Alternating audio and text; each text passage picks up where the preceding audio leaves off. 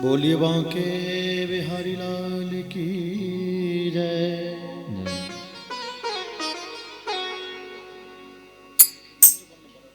जय जय।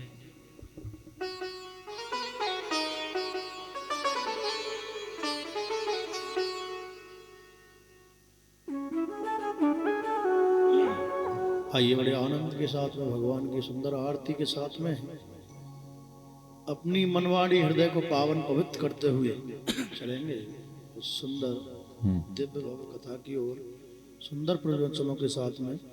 बोलिए सीताराम भगवान की जय।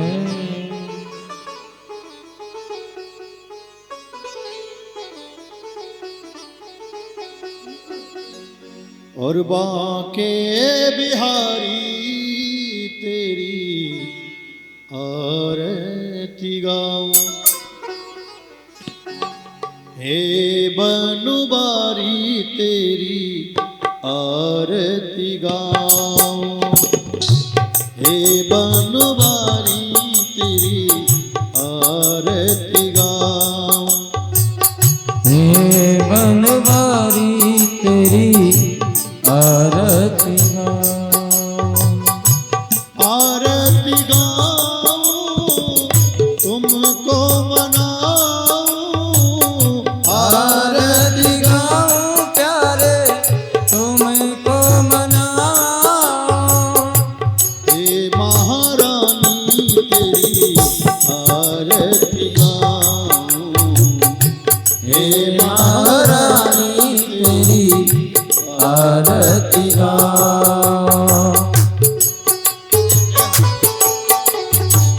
राधे मोर मुकुट तेरे शीश पे सोहे, मोरे मुकुट तेरे शीश पे सोहे, प्यारी बंसी मेरो मन मोहे, प्यारी बंसी मेरा मन मोहे, या छब के मैं तो दर्शन पाऊं, हे गंगा मैया तेरी आरती गाऊं, हे महारानी तेरी आरती गाऊं, हे गिरधारी तेरी आरती गाऊं। हरि बोल।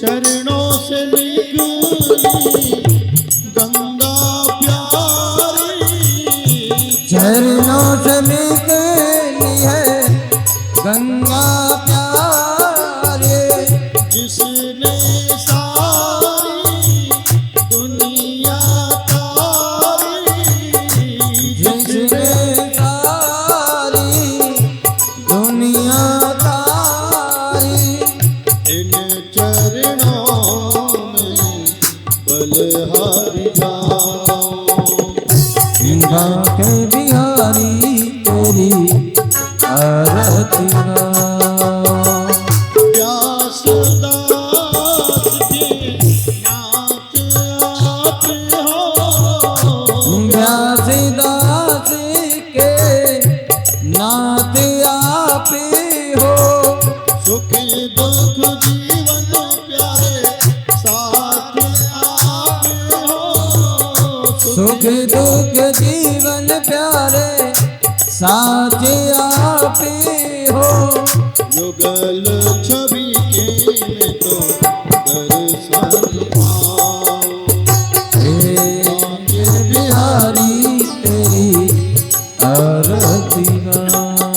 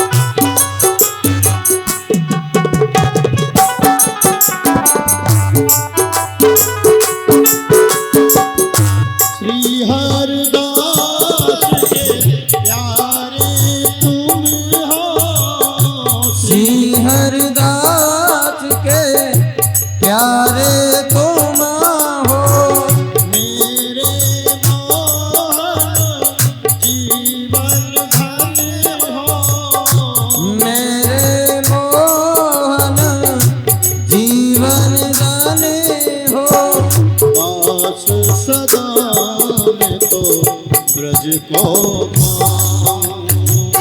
मांगे बिहारी तेरी आरती गाऊं। हे महारानी तेरी आरती गाऊं। हे बनवारी तेरी आरती गाऊं। आरती गाऊं। आरती गाऊं।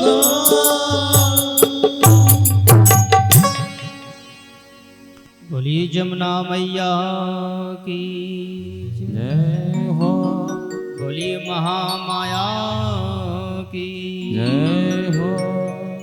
अखंड नायक ब्रह्मांड नायक कल्याणय वर्णालय माँ भगवती की छत्र छाया में बैठकर हम और आप सभी माँ यमुना मैया का गुणगान जो यमुनोत्री से लेकर के अरब सागर तक यम के देवता यमराज की बहन सूर्य की पुत्री आज उस पावन जल का गुणगान करेंगे हम और आप सभी।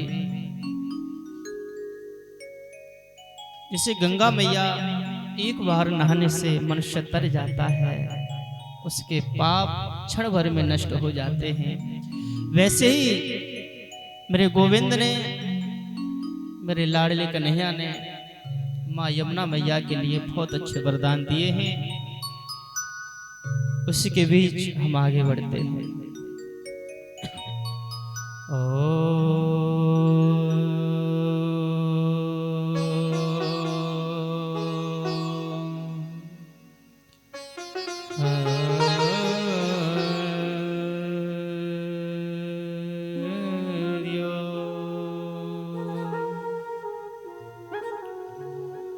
वसुदेव सुतदेवं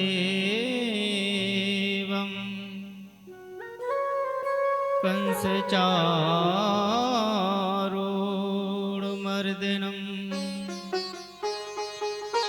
देवकी परमानन्दं श्रीकृष्ण वन्दे जगद्गुरु। श्रीकृष्ण वन्दे जगद्गुरु।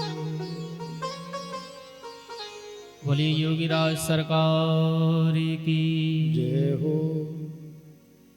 जमुना मैया के किनारे पर 88,000 ऋषि बैठे हुए हैं।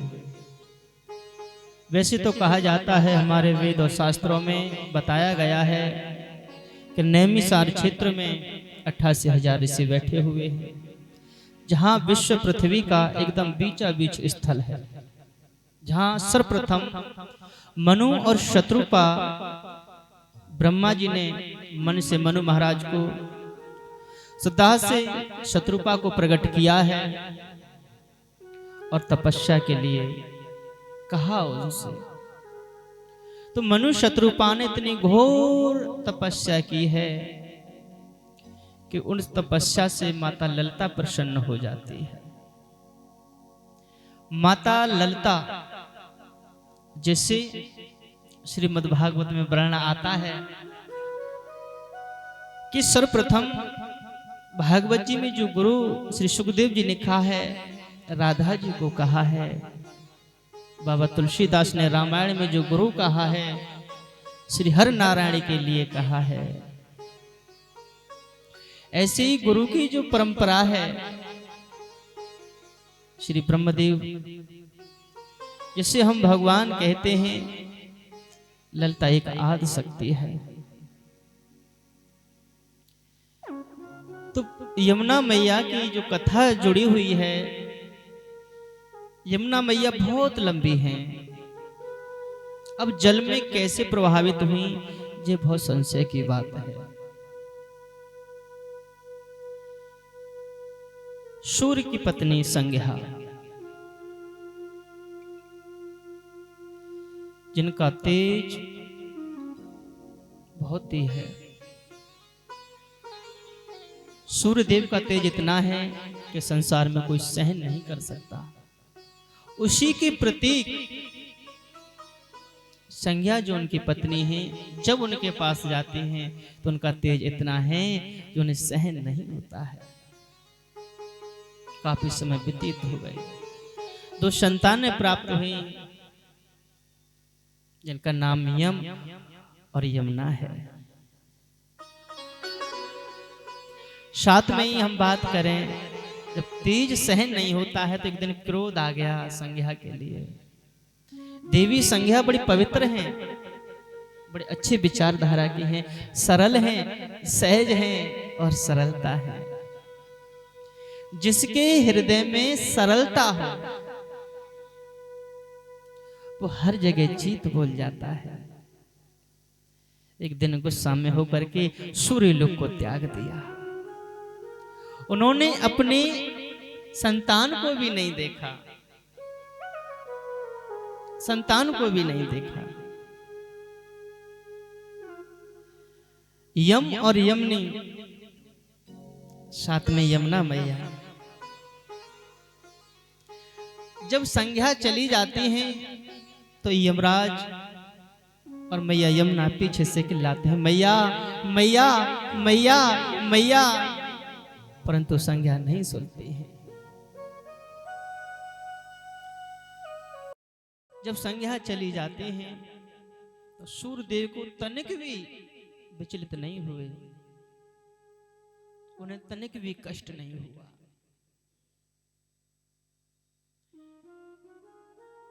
उसी क्षण यमुना मैया पीछे पीछे दौड़ी, माता के पीछे पीछे दौड़ी, और जैसे उन्हें क्रोध आया कि माता ने सूर्यलोक त्याग दिया तो आज मैं भी सूर्यलोक को त्याग दूंगी। उसी क्षण यमुना जल में प्रभावित हो गई, सूर्यलोक को छोड़ करके, और इस भूमंडल लोक पर आ गई। क्योंकि उनका भी क्रोध था, तो दोनों आंसुओं से एक निर्मल धारा और एक इतना तेज था जिस अश्रु में उससे गर्म ज्वाला की तरह जल की धारा बहने लगी है। आप कभी जाओ यमुनोत्री, वहां दर्शन करो जाकर के, तो वहां से 2 धारा बहती हैं। एक धारा है बिल्कुल ठंडी बर्फ जैसी, और एक धारा है गर्म जैसे ज्वालामुखी की तरह।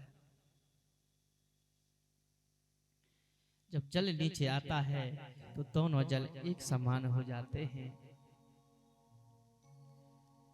पीछे यमराज भी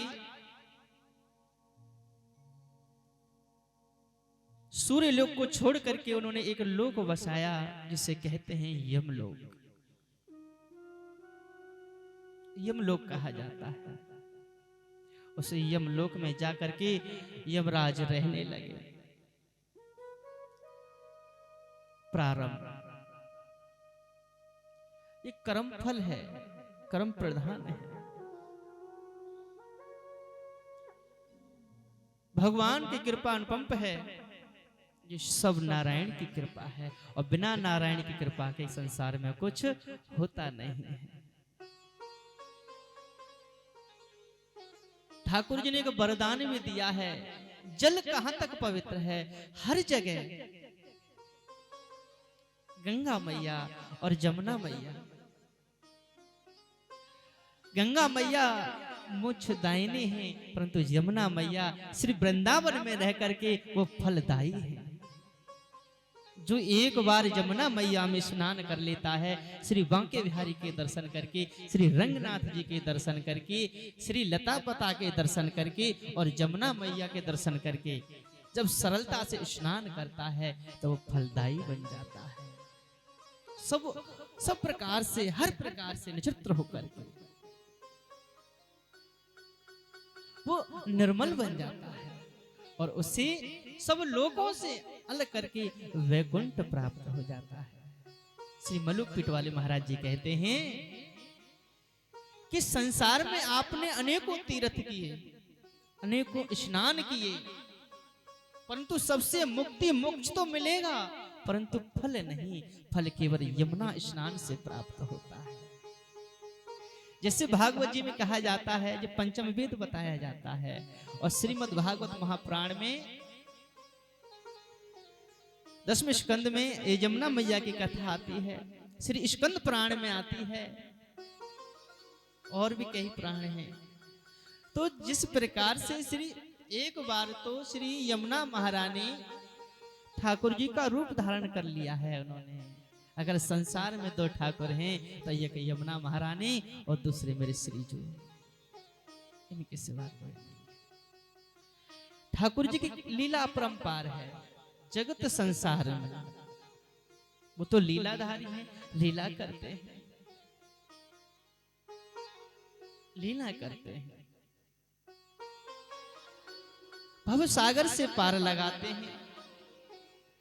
अब विचार करिए, यमुना यमुनोत्री उत्तराखंड से बहती है, परंतु सर्वप्रथम जो फल बताया है वो गोविंद, वो वृंदावन के किनारे पर बताया है।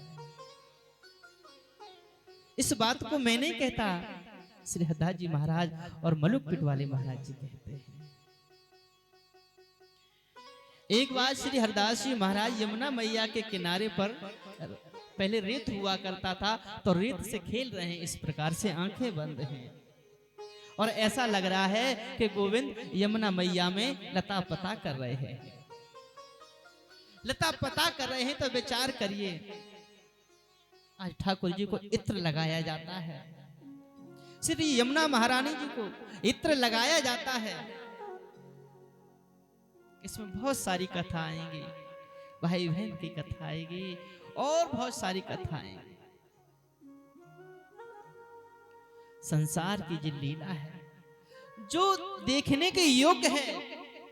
वैसे तो कई बार एक आपको सत्य घटना बता दूं, एक उदयपुर राजस्थान से एक मैया आई, बड़ी भक्तनी थी, तो पूरे वृंदावन में उन्होंने ब्राह्मण किया। ब्राह्मण करने के बाद में जैसे ही कहा जाता है कि वृंदावन में जाओ तो यमुना मैया स्नान करके आओ, तभी उसका पूरा फल प्राप्त होता है। तो मैया ने दर्शन किए श्री ठाकुर जी महाराज के, श्री गिरिराज जी की तलहटी के दर्शन किए, और दर्शन करने के बाद जैसे यमुना मैया के किनारे पर आई और यमुना मैया के दर्शन की, तो उस गंदगी को देख करके तो उनका मन खट्टा हो गया कि मैं आचमन कैसे करूं, मैं इसमें स्नान कैसे करूं। उन्होंने ना तो स्नान किया, ना तो आचमन किया, और वापस चली गई। जैसे ही वापस चली गई, अब अपने उदयपुर पहुंची, और जैसे ही अपने विश्राम गृह पर पहुंची तो रात्रि वेला में यमुना महारानी दर्शन देती है। हे मालती, तुम वृंदावन में जाकर के एक गलती करके आ गई। क्या? मैंने कोई गलती नहीं करी। स्वयं यमुना महारानी ने दर्शन दिया और कहा, हे भक्तनी, तुम मेरी ये दशा देखी, तने केवल ऊपर का देखा, कहीं भीतर जाकर के देखती तो कितना अच्छा होता। तो भीतर जाके देखती, सरल बन करके देखी, परंतु तूने अहंकारवश मेरा ये जल देखा, जिस संसार की निगाहों से देखा, तने अंतरात्मा से ये जल नहीं देखा। जैसे इतना शब्द सुना के मैंने यमुना स्नान नहीं किया और यमुना मैया मुझे स्वयं बुलाने के लिए आई, तने अंतरात्मा से मेरे जल को नहीं देखा। विचार करिए, ये श्रद्धा का भाव है, ये सरलता का भाव है, और सरलता जब हृदय में होती है, विचार करिए आप। तो सुबह ही उठ करके उन दोबारा वृंदावन आई, सारे काम छोड़ करके पहले आश्रम गई। आश्रम से आकर के जब गुरुजी ने कहा, आप तो कल आई थी, कि नहीं नहीं, आज मैं बिहारी जी के कहने से नहीं, आज यमुना मैया के कहने से आई हूँ। उन्होंने मुझे जाकर के दर्शन दिए हैं, और जैसे ही आई यमुना मैया में स्नान किया, आचमन किया, वो श्रद्धा के साथ में किया, सरल। अब विचार करिए कि गंदगी है वहां। अब जमुना गंगा मैया में कितनी गंदगी होती है, अब विचार करिए, क्या वो जल कभी खराब होता है? बहता पानी रमता जोगी शोभा को प्राप्त होता है। ये जल कभी स्थिर नहीं होता, चलता रहता है, आता रहता है, चलता रहता है। कभी एक बार विचार करके देखो कि हम जल में कहीं पर भी जल हो, हम जिसमें गंदगी डालते हैं, कहीं कूड़ा फेंके आते हैं, बहुत सारी चीजें हैं हम जिससे गंदगी करते हैं। अगर इस प्रकार से अगर हम अपने घर में गंदगी करें, क्या हमारा घर शोभा देगा? उसको हम माँ भी कह रहे हैं और गंदगी भी कर रहे हैं उसमें। अगर जिस व्यक्ति को, एक व्यक्ति है उसको भूख लगी है और उसे हम भोजन ना दें और वो हमसे मांग रहा है, तो विचार करिए उसकी आत्मा क्या कह रही होगी। क्योंकि संसार में भिखारियों की कमी नहीं है, मांगने वालों की कमी नहीं है, परंतु सत्यता तो यही है जिसको रियल में भूख लगी है और वो मांग रहा है, उनके कारण हम इनको नहीं दे पाते हैं।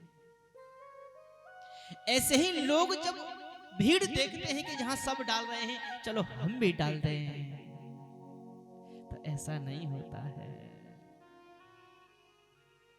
तो श्री राधा रानी विराजमान है, एक बार ठाकुर जी रूठ जाते हैं तो क्या विचार करते हैं, और साथ में चलते हैं हम सब लोग मिलकर के हर गुणगान गा करे और धीरे धीरे जमुना मैया की ओर चलते हैं। बोली वृंदावन बिहारी लाल की जय हो। अभिगुण चितना धरो, अभिगुण चितना धरो। बड़े भाव के साथ में कहना है राधा रानी से। समुदर्शी प्रभु नाम तिहारो, समुदर्शी प्रभु नाम तिहारो,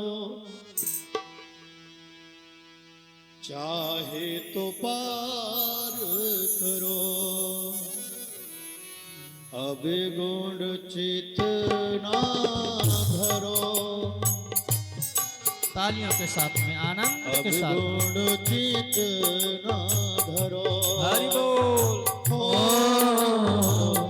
अवगुण चितना धरो, अवगुण चितना धरो। समदर्शी प्रभु नाम तिहारो, समदर्शी प्रभु नाम तिहारो, चाहे तो पार करो, ओ अवगुण चितना धरो, अवगुण चितना धरो।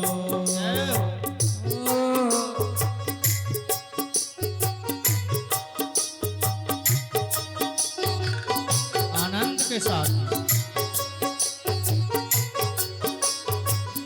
हरि बोल।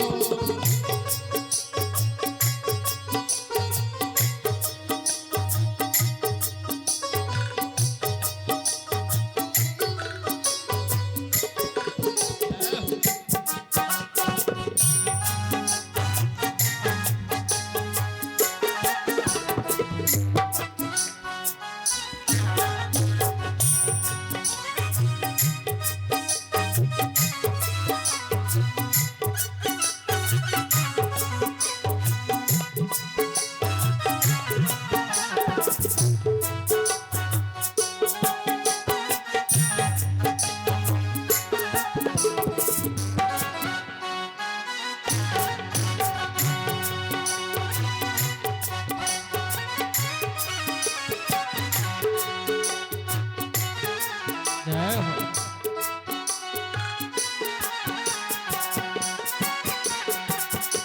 एक लोहा, एक लोहा, एक लोहा पूजा में रखत है, एक लोहा पूजा में रखते हैं, एक लोहा पूजा में रखत है, एक लोहा हैं। एक घर बारिश परो ओ एक घर बारिश परो सो दुबदा पारस नहीं देखी कंचन हरत करो अब गुण चितना धरो अब गुण चितना धरो। ऐ समुदर से प्रभु नाम तिहारो समदर्शी प्रभु नाम तिहारा। चाहे तो पार करो अब गुण चितना धरो। ऐ अब गुण चितना धरो।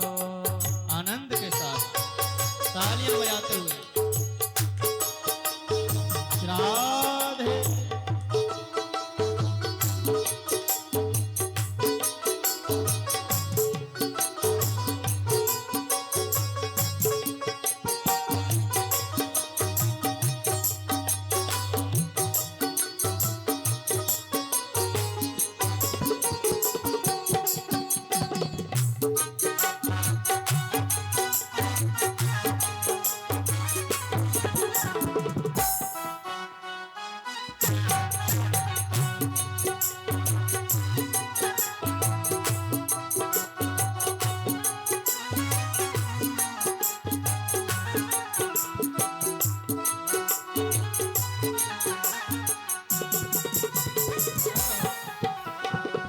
एक नदिया एक नदिया एक नदिया एक नाल कहावत एक नदिया एक नाले कहावत मैलो नीर धरो हो मैलो नीर भरो जब मिल के दो बरन भरे सुर सरि नाम परो अभी गुण चितना धरो किशोरी अभी गुण चितना धरो अबे गुण चितना धरो। श्री राधे रानी अब गुण चितना धरो। समुदर से प्रभु नाम तिहारो समदर्शी प्रभु नाम तिहारा। चाहे तो पार करो अबे गुण चितना धरो। श्री राधे रानी अब गुण चितना धरो। अबे गुण चितना धरो अबे गुण चितना धरो। बोलिए यमुना मैया की जय हो। जैसे कि देखा एक बार की बात सब है श्री ठाकुर जी महाराज जय जय तो बहुत करें तो श्री राधा और सखियों ने विचार किया कि लाला को कैसे ही रुठाओ जावे और फिर मनावेंगे हम लाला के लिए। तो जय जय करके और कन्हैया आए और जैसे ही आए तो कहा कि राधा तो है नहीं और सभी सखियां राधा अच्छा, राधा जो है, ललिता विशाखा, ये सब सखियां हैं, गोपियां हैं। तो सभी सखियों ने कहा, राधे हमेशा आप मनाती हो कान्हा को, हमेशा आप ही उनको मनाती फिरती हो उनके पीछे पीछे। कभी तो एक बार ऐसा भी हो जाए कि कन्हैया भी आपको मनाने आ जाए। हम भी चाहते हैं ये दृश्य देखना। जीवन में जब से हम देख रहे हैं, हे राधे आप कन्हैया को बनाती हैं, कन्हैया जब बंसी बजाते हैं और आप आ जाते हैं। हम चाहते हैं, हम ये देखना चाहते हैं कि कन्हैया आपसे कितना प्रेम करते हैं, कन्हैया ये कितना प्रेम करते हैं। तो सब सखियां गुट मिला करके और यमुना मैया के किनारे पर आई और कहने लगी हाथ जोड़ करके, हे यमुना महारानी, हमारो कन्हैया आपके यहाँ आवे खेलने के लिए, खूब खेलता है, यहाँ खूब बालियों में आनंद लेता है, खूब रेता में आनंद लेता है। और जैसे स्तुति की, स्वयं यमुना महारानी प्रकट हो गई और कहा, हे राधे, हे गोपियां, हम आपको देख करके धन्य हो गए। वैसे आपको एक बात बता दूं, जब लाला को जन्म भयो, कहा मथुरा में,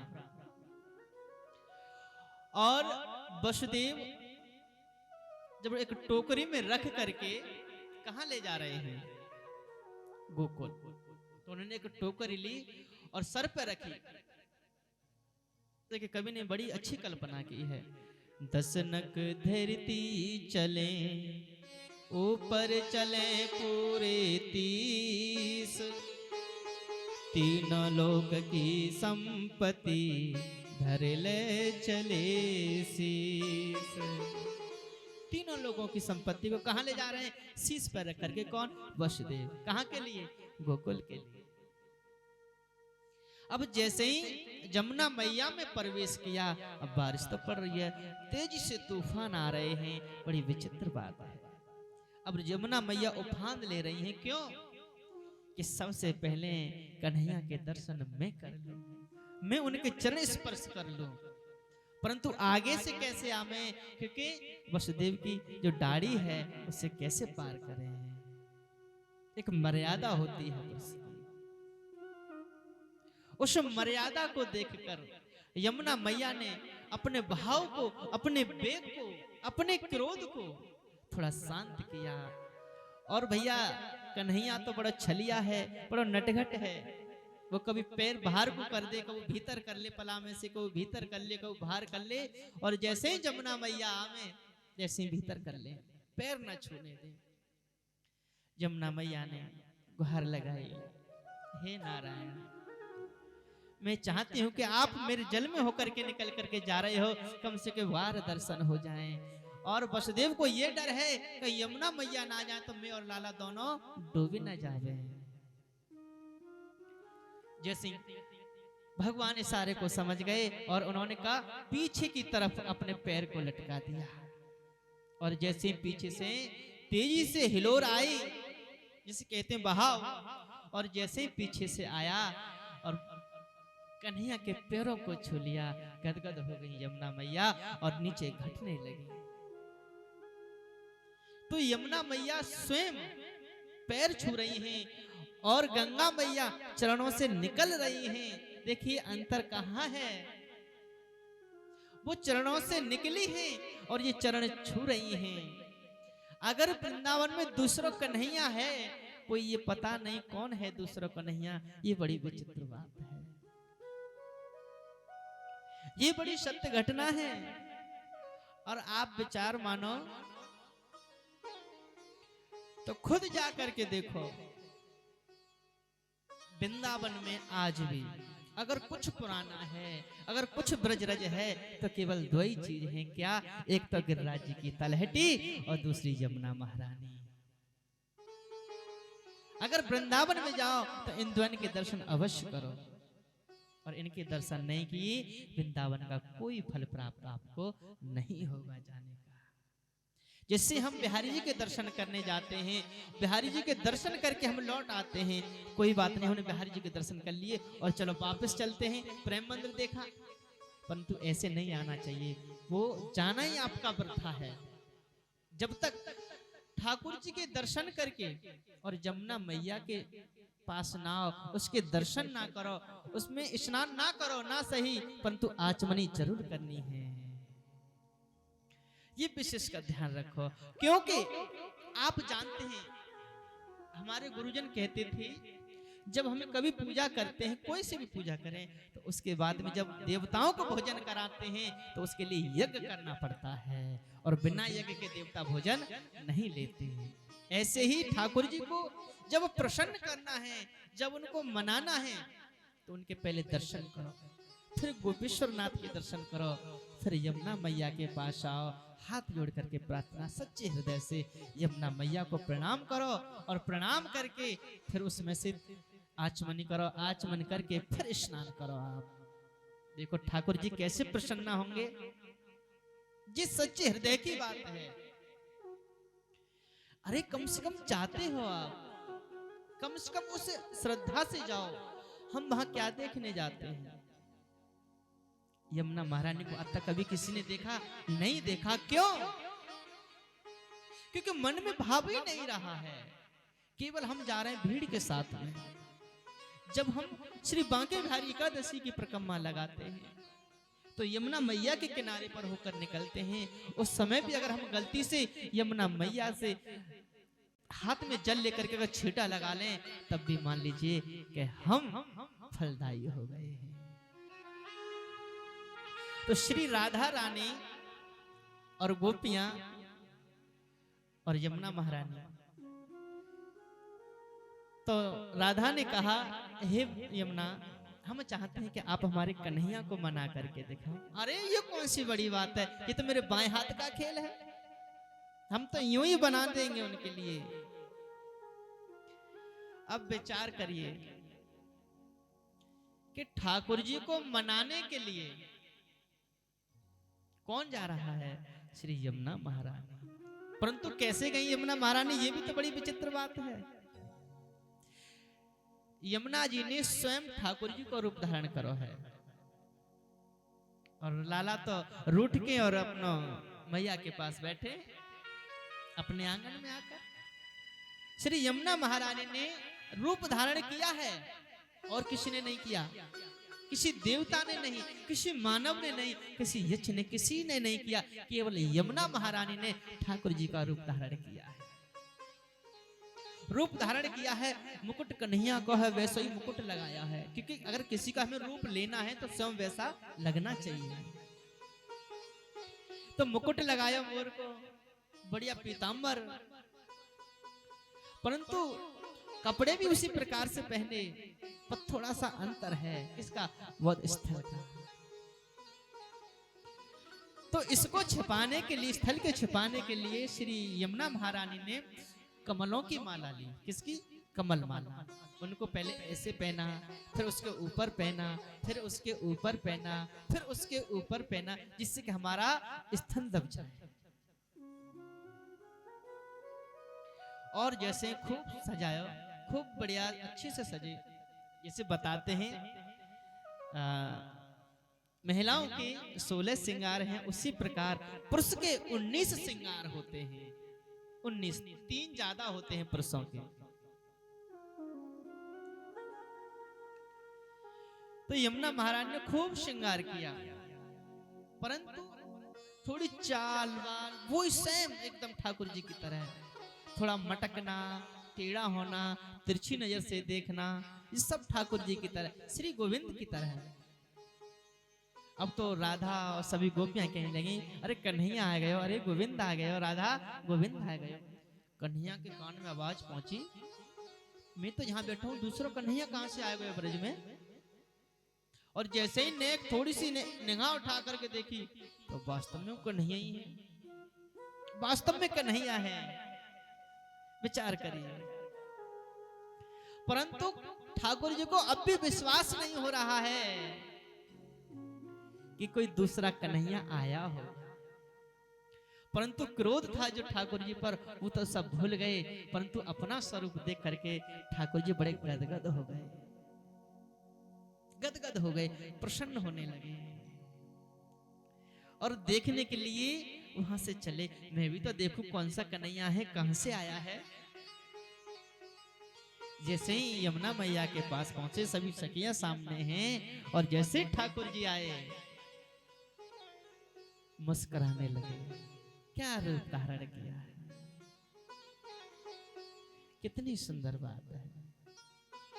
रूप धारण करना और एक सत्यता को दिखाना बड़ी विचित्र बात है।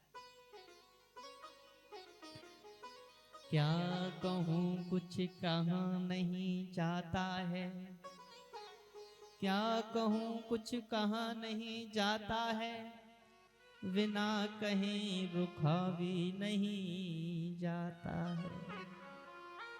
विचार करिए, ठाकुर जी को जैसे ही देखा गोविंद ने, तो मन में को भाव आया, क्या, हे जय जय, आपका नाम, आप कहां से हो। तो श्री यमुना महारानी बोली, हम तो यहीं से हैं, हमारा घर ही यही है, हमारा तो घर यही है। और कहा कि हम आपकी बहुत प्रसन्न हैं। आज मैं तुम्हें यह वरदान देता हूं, अगर कोई दूसरा कृष्ण, दूसरा स्वरूप है तो हे यमुना केवल आपका है। जो इस स्वरूप के जो दर्शन करेगा, मैं उसे सदैव उसके सन्मुख खड़ा रहूंगा। ये केवल राधा को प्रसन्न करने की बात है। और दूसरा कन्हैया है तो केवल कौन, यमुना महारानी। आज तक किसी ने कोई रूप धारण किया ही नहीं, कन्हैया ने। कन्हैया ने जरूर किया है। कब, जब ब्रह्मा जी बछड़ों को चुरा करके ले गए, तब उन्होंने दूसरे ब्रह्मा जी का स्वरूप धारण कर लिया था। परंतु गोविंद का किसी ने रूप धारण नहीं किया, केवल यमुना महारानी ने। और कहा कि हे यमुना, आप मेरे घर के पास होकर के बह रही हैं। संसार में कहीं भी तीर्थ करने जाओ, जो व्यक्ति, जो मनुष्य कितना भी पाप कर्म क्यों ना किया हुआ हो, और मेरे दर्शन के बाद तुम्हारे जल में स्नान करेगा, उसे फलदायी कहा जाएगा, उसे वृंदावन में रहने का स्थान मिलेगा। प्रेम से बोलेंगे जय श्री कृष्ण। तो यमुना महारानी के दर्शन मात्र से ही इतना फल प्राप्त होता है कि यमुना मैया पाप धोती हैं तब मोक्ष मिलता है। और जरूरी नहीं है कि पाप धुली जाएं, पाप वो धुलते हैं जो गलती से हो जाएं, और जान करके जो पाप करता है वो कदापि धुलते नहीं हैं। जावते न आवते तो राम का यावते, राम भी कहा, यमुना मैया के किनारे पर होकर के गए प्रयागराज। जावते न आवते तो राम का यावते, जावते न बनकु तो झूठे बेर काय खावते। किसके, भेलनी की। एक नीच जाति की थी, एक भील जाति की थी वो। परंतु विचार करिए, हम लोग विडंबना करते हैं कि भैया ये ब्राह्मण, ये क्षत्रिय, परंतु भगवान सबके हैं। श्री जगन्नाथ महाराज जी, तो उन्होंने सदैव, जो हमारे ठाकुर जी जो वृंदावन में, जो पहले जो ब्रज में जो मंदिर था ठाकुर जी का, वहां बड़े बड़े संत ऐसे हुए, तो ग्वाल जो गाय चराते थे, तो बड़े उनसे रीझ जाते थे। अगर ठाकुर जी को प्रसन्न करना है और यमुना महारानी को प्रसन्न करना है, तो ठाकुर जी के साथ आप खेल खेलो। अब खेल कैसे खेलना है, मन से खेलना है, क्योंकि ठाकुर जी सन्मुख तो है नहीं। और मन से मान लो, कहे ठाकुर जी ये तो मैं हूं और ये आप हैं, और मन ही मन ऐसा खेल खेलो, उनको प्रसन्न करना है। तो यमुना महारानी जो ठाकुर जी का स्वरूप धारण किया है, स्वयं प्रसन्न हो जाती हैं। प्रेम से बोलेंगे जय श्री कृष्ण। संसार के लोगों से आशा न किया करना। ये संसार है, क्या है? संसार के लोगों से आशा न किया करना,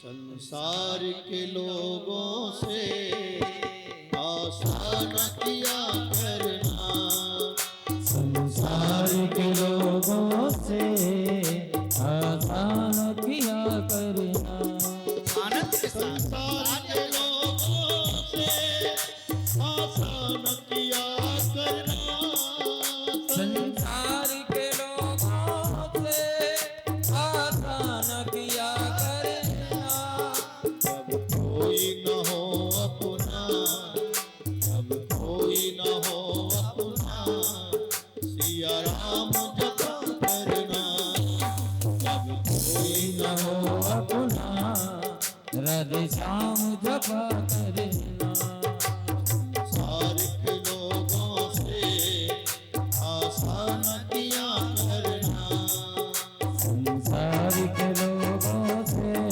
आनंद आशा न किया करना, जय हो तालियां बजाकर मीठी मीठी जय हो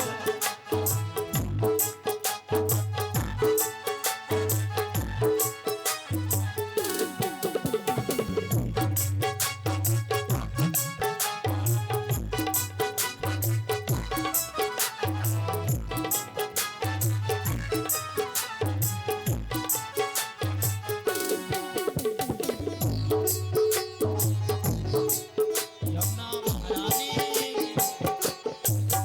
जीवन के समुद्र में तूफान भी आते हैं, जीवन के समंदर में तूफान भी आते हैं, जो उनको भजते हैं प्रभु आप बचाते हैं, जो उनको भजते हैं प्रभु आप बचाते हैं, जो उनको भजते हैं हरि हरि आप बचाते हैं, जो उनको भजते हैं प्रभु आप बचाते हैं, वो आप ही आएंगे, वो आप ही आएंगे, बस याद किया करना, वो आप ही आएंगे बस याद किया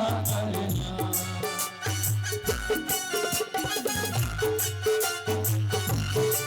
तालियों के साथ आनंद से मीठी मीठी तालियों के साथ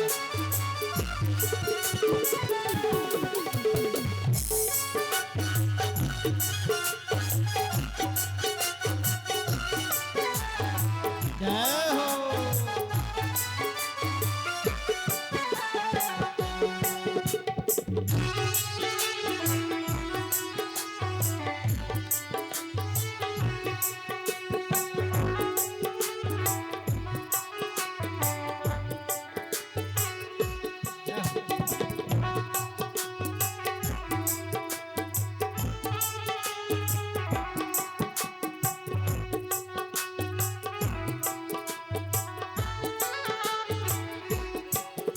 ये सोच अरे बंदे प्रभु तुमसे दूर नहीं, ये सोच करे बंदे प्रभु तुमसे दूर नहीं, ये सोच अरे बंदे प्रभु तुमसे दूर नहीं, क्यों सोच करे बंदे प्रभु तुमसे दूर नहीं, कोई कष्ट हो भक्तों को प्रभु को मंजूर नहीं, कोई कष्ट हो भक्तों को प्रभु को मंजूर नहीं, तो आप ही आएंगे, आप ही आएंगे, हम याद किया करना, तो आप ही आएंगे तुम याद किया करना, राधे जय हो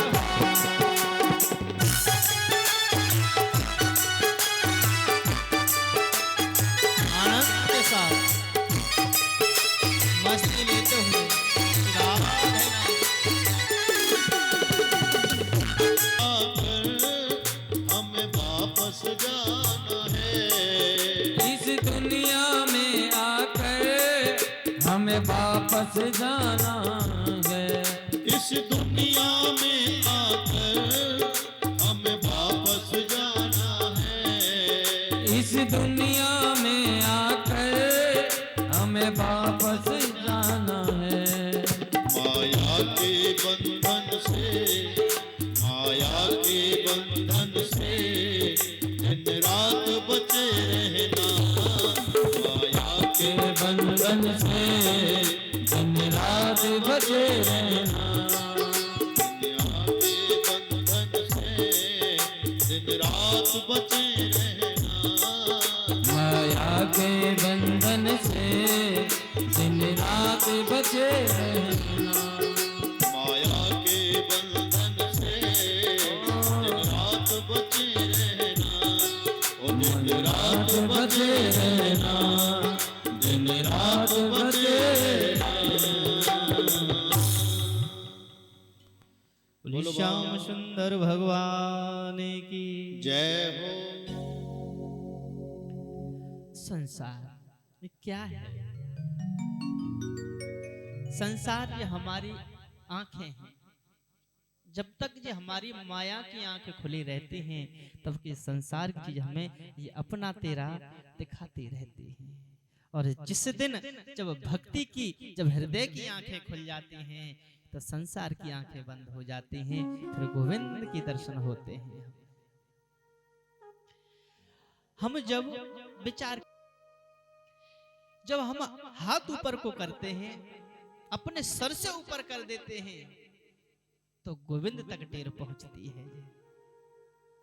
गज और ग्राम में भई रे लड़ाई, जौहर सूण रही ऊपर, तब प्रभु से डोर लगाई। विचार करिए, केवल 17 दिन 17 रात्रि एक गज और एक ग्राम में युद्ध चलता रहा। कहां? जल के भीतर। और जब उसका परिवार छोड़ करके चला गया, संसार में किसी ने साथ नहीं दिया, 17 दिन 17 रात्रि, अरे अब तक तो भूखा भी मर जाता मनुष्य। जब केवल इतनी जौभर सूंड ऊपर रह गई तब उसने प्रभु से टेर लगाई और प्रभु ने कहा गरुड़ तैयार हो जाओ। तो गरुड़ को अहंकार था कि प्रभु मेरे बिना तो चल ही नहीं सकते हैं। तो मेरे गोविंद नंगे पैर दौड़ करके आए हैं, गरुड़ को भी त्याग दिया है उस समय और आकर के अपने भक्त की लाज बचाई है। उसने ग्राह को मारा और गज को बचाया है। विचार करिए, हम उसे मन से एक बार याद करके तो देखें, हृदय से उसको नाम लेकर के तो देखें। मैं कहता हूं आप जिस रूप में उसे देखेंगे वो उस रूप में आपके सामने खड़ा मिलेगा। आप चाहो तो पिता के रूप में देख लो, आप चाहो तो भाई के रूप में देख लो, आप चाहो तो माता के रूप में देख लो। जिस रूप में चाहोगे उस रूप में आपको खड़ा मिलेगा। वो कैसे मिलेगा? जैसे कि हम भक्ति तो करते हैं, भक्ति, अब भक्ति कैसे की जाए? कुछ लोग दिखावे के लिए करते हैं, कुछ लोग कपड़े पहन करके करते हैं। भैया जिस सत्य जानियो कि कपड़ा बदलने से कोई भक्ति नहीं होती है। जब तक ये मन के कपड़ा नहीं रंगे जाएंगे, ये मन ईश्वर में नहीं रमेगा, तब तक भक्ति नहीं हो सकती। क्यों? एक बार योगी, 2 बार भोगी और बार बार रोगी। डॉक्टर क्या कहता है भैया? दवा खाओ तो खाना खाने के बाद लेना। और योगी जन जो साधना करते हैं वो एक बार 24 घंटे में थोड़ा बहुत भोजन प्राप्त करते हैं, नहीं तो जल पी करके रहते हैं। विचार ये है, योगी भोगी जो मनुष्य ग्रस्त वाले हैं उन्हें केवल 2 टाइम भोजन करना चाहिए। अगर बीमारी से दूर रहना है, बार बार मुंह नहीं चलाना चाहिए। कहा जाता है काशी न जाऊं, कामा न जाऊं, ना जाऊं कोई तीरथ, 68 घट घट भीतर, 68 घट घट भीतर, बाई में मल मल नहाऊं। विचार करिएगा, हम पता नहीं कहाँ कहाँ जाते हैं, हरिद्वार जाते हैं, केदारनाथ जाते हैं स्नान करने के लिए। जब तक आप अपने जो 68 तीर्थ हैं जो मन में, जब तो उनको अच्छी तरह से मथोगे नहीं समुद्र की तरह, तब तक कुछ फल प्राप्त होने वाला नहीं है संसार। कुछ भी कर लो, विचार करिए। जैसे कि हमने एक उदाहरण दिया, यमुना मैया ठाकुर जी का रूप धारण किया, परंतु ठाकुर जी ने वरदान दिया, प्रसन्न हुए ठाकुर जी। उसी बीच बहुत दिन के बाद कई वर्षों बीत गई, कई वर्षों। अब वर्षें कैसे, देखो हमारी वर्षें अलग होती हैं, देवताओं की वर्षें अलग होती हैं। हमारे पूरी एक साल यानी 24 घंटे इंद्र का एक पलक होता है। इस प्रकार से जब सतयुग, त्रेता, द्वापर, कलयुग, चारों युगों को मिलाकर के एक मनमंत्र जब बनता है, और चारों मनमंत्रों को मिलाकर के जब इंद्र का एक दिन होता है, और ऐसे ही 70 मनमंत्र बदलते हैं, तब ब्रह्मा जी का एक दिन होता है। अब विचार करिए, तो कई वर्षों बाद यमराज को अपनी बहन की याद आती है और कहते हैं मैं बहुत समय के बाद अपनी बहन से मिलने का प्रयास कर रहा हूं, परंतु पता नहीं बहन कहाँ है, कुछ पता नहीं चल रहा है। विचार करिए, अब पता कैसे चले? किसी स्वरूप में हो तो पता चले। वो तो जल प्रवाह हो रही हैं, जल प्रवाह किया है। तो एक दिन यमुना मैया वृंदावन में सखियों के साथ खेल रही थी, तो यमराज जी ने देखा, हाँ यही है। तब दर्शन करने कहां? वृंदावन पहुंचे। कौन? यमराज। और बड़े प्रसन्न हुए मिलकर के, और कहा हे बहन, मैं आज इतना प्रसन्न हूं, इतना प्रसन्न हूं, बहुत ज्यादा प्रसन्न हूं। मैं आज तक इतना प्रसन्न नहीं हुआ। इतनी माता को, अपने माता के पास जाता तब इतना प्रसन्न नहीं होता, पर बहन तेरे पास आया हूं तो बड़ा प्रसन्न हूं। बहन ने भी रक्षा सूत्र बांधा, तिलक किया, भोजन कराया। वृंदावन की भोजन की तो बात ही अलग है। वृंदावन की भोजन, भैया बड़े सुंदर सुंदर भोजन व्यंजन बनाए। यमराज ने प्रसादी पाई और कहा, बहन मैं आपसे प्रसन्न हूं, हमसे वरदान मांगो। तो जो हमने कहा अभी कुछ देर पहले कि लोग गंगा मैया में स्नान करने जाते हैं, मंदाकिनी में स्नान करने जाते हैं, गोदावरी में स्नान करने के लिए जाते हैं, जगह जगह जलों में स्नान करने के लिए जाते हैं और उनसे पाप मुक्त होते हैं। तो यमुना मैया कहने लगी, भैया अगर देना चाहते मुझे एक वरदान दे दो। क्या क्या दे दो?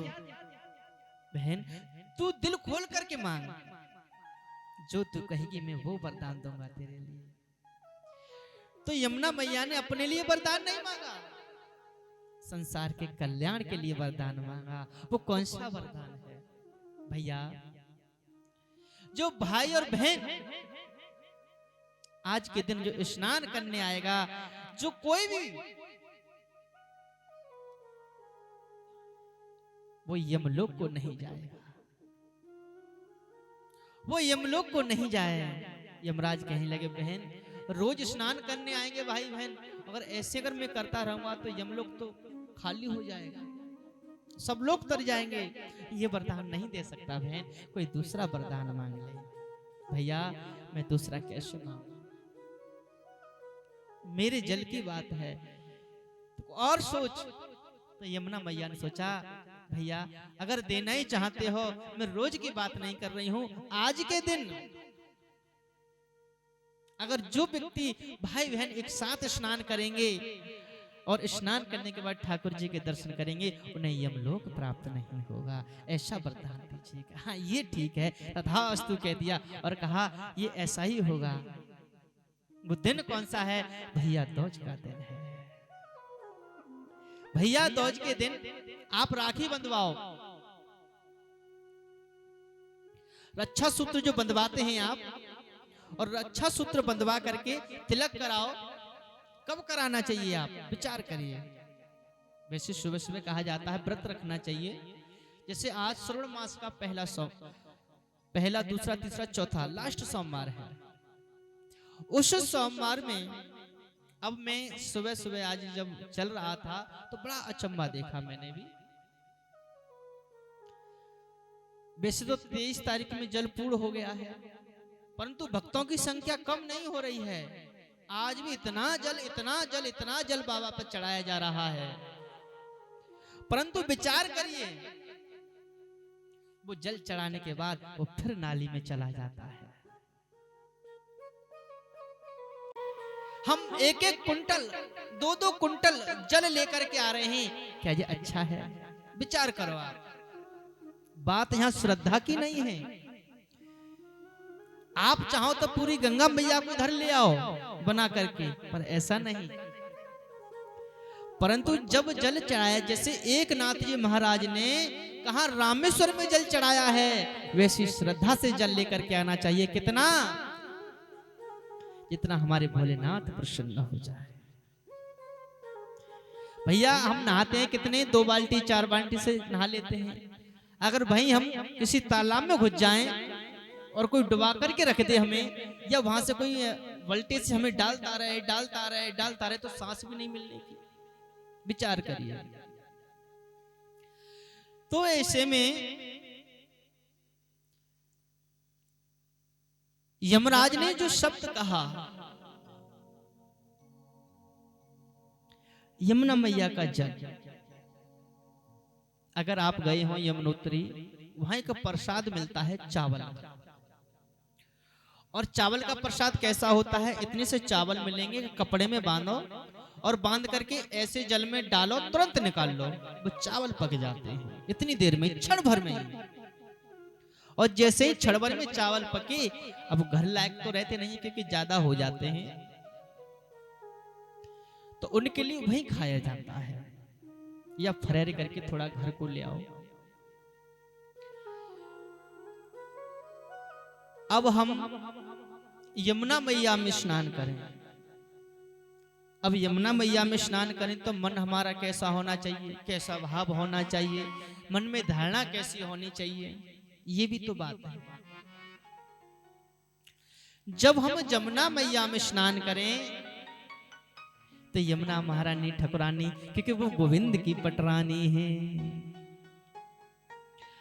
यमुना महारानी की शादी किससे हुई है? भगवान श्री कृष्ण से। कृष्ण स्वरूपा गोविंद, क्योंकि दूसरा स्वरूप है, दूसरा स्वरूप है। यमुना भाई बहन पितु रवि देव प्रकाश,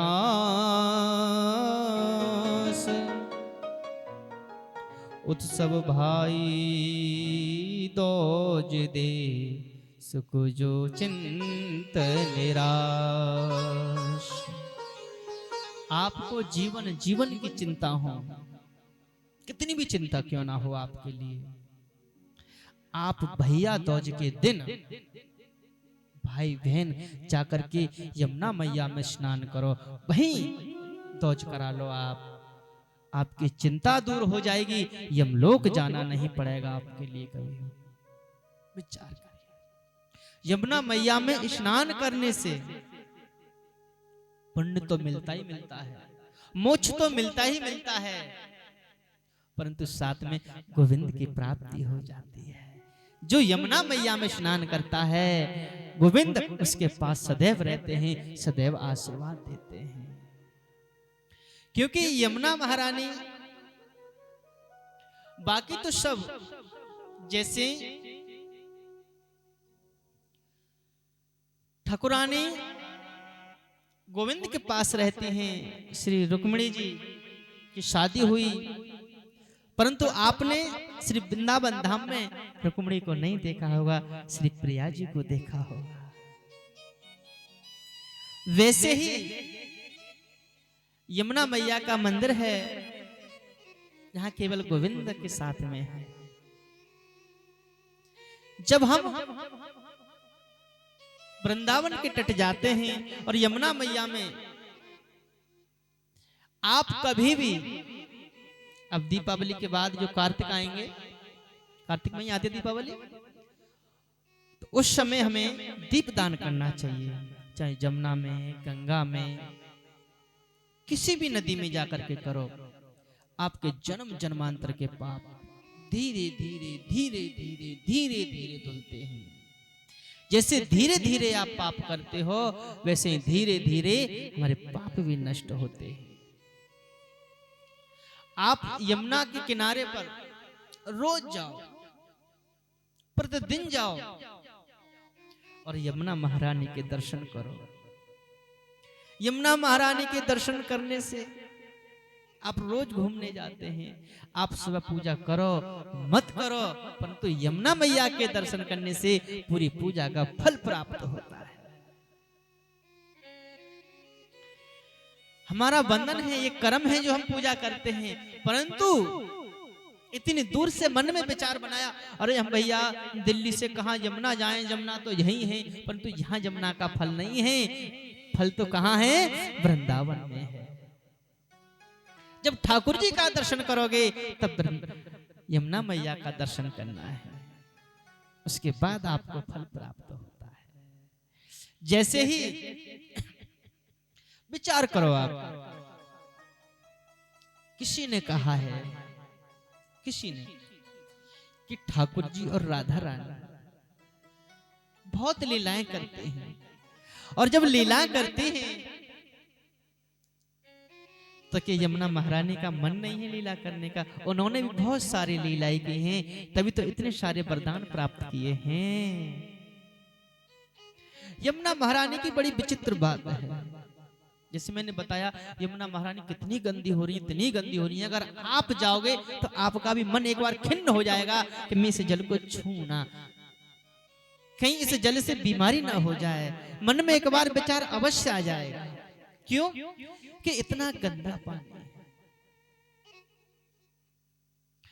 जल को दूषित कर दिया है। और दिल्ली में तो जल ही नहीं, मनुष्य भी दूषित हैं।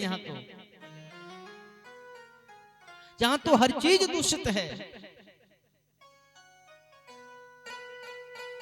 केवल पवित्र है तो यमुना मैया कहाँ, केवल वृंदावन। कहां से चलती है यमुना मैया?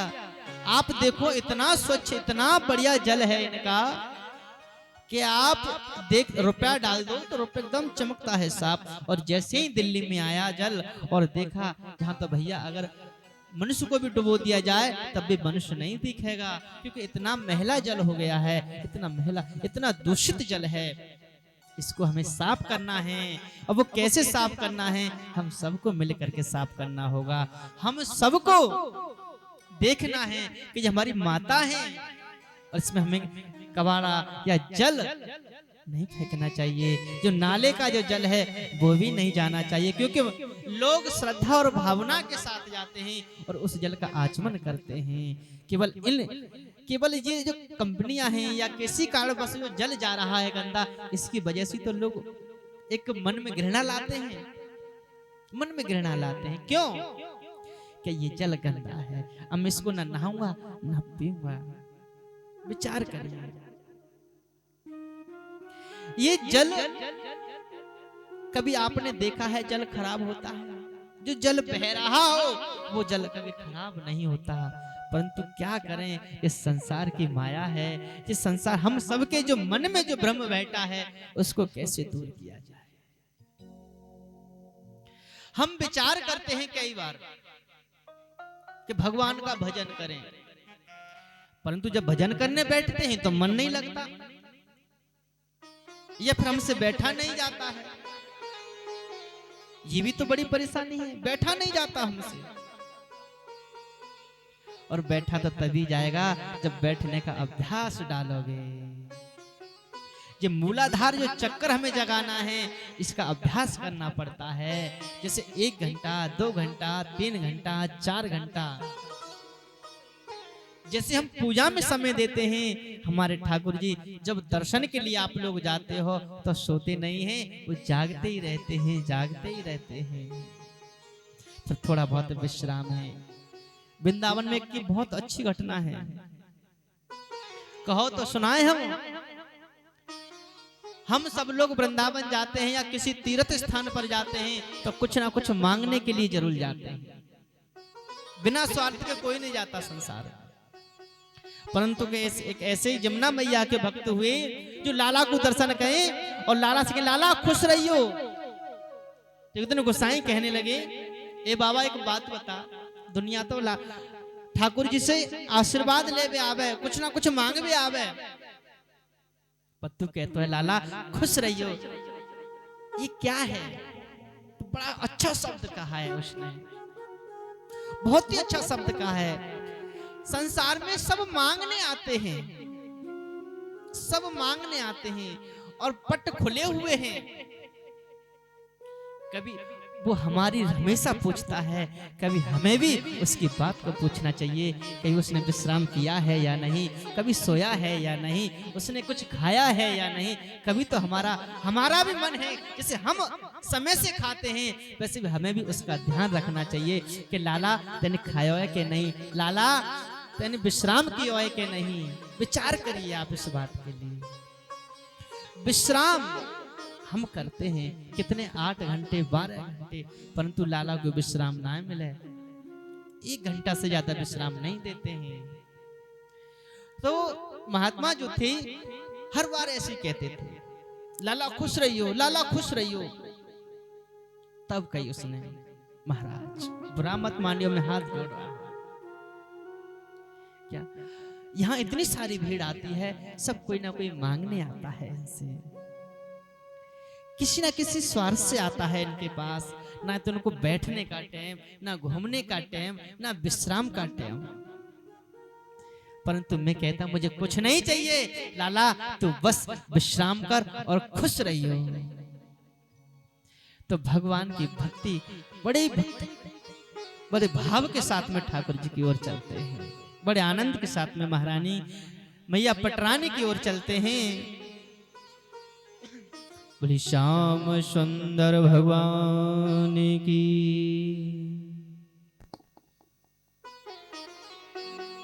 जय जय श्री राधे श्याम।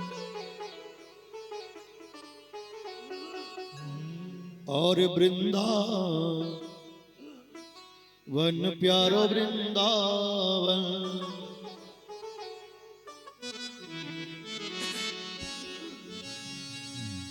श्यामा हृदय कमल सो प्रगटो,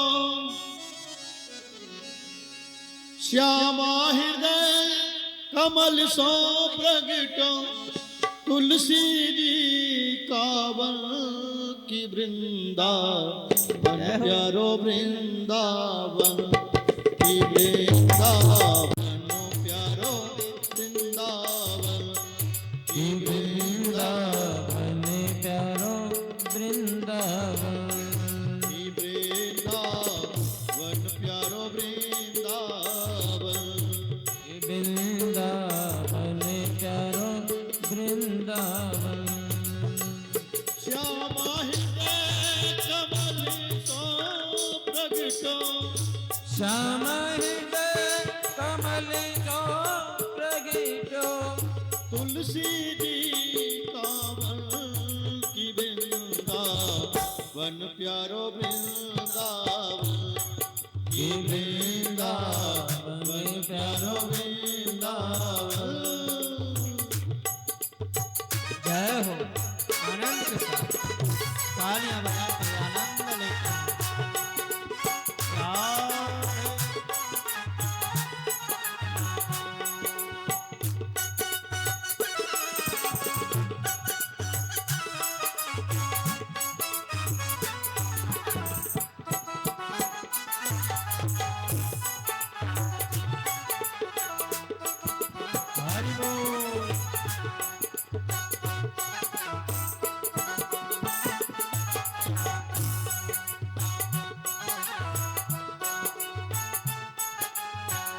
सब सुख सागर रूप उजागर, सब सुख सागर रूप उजागर, सब सुख सागर रूप उजागर, सब सुख सागर रूप उजागर, सब सुख सागर रूप उजागर, सब सुख सागर रूप उजागर। रूप गोस्वामी ने ये प्रकट किया, रूप गोस्वामी ने ये प्रकट किया, मेरा नंदन की वृंदावन प्यारो वृंदावन की वृंदावन प्यारो वृंदावन, की वृंदावन प्यारो वृंदावन, की वृंदावन प्यारो वृंदावन। श्यामा हृदय कमल सो प्रगटो, श्याम हृदय कमल तो प्रगटो, तुलसी जी कावन की वृंदावन प्यारो वृंदावन, की वृंदावन प्यारो वृंदावन।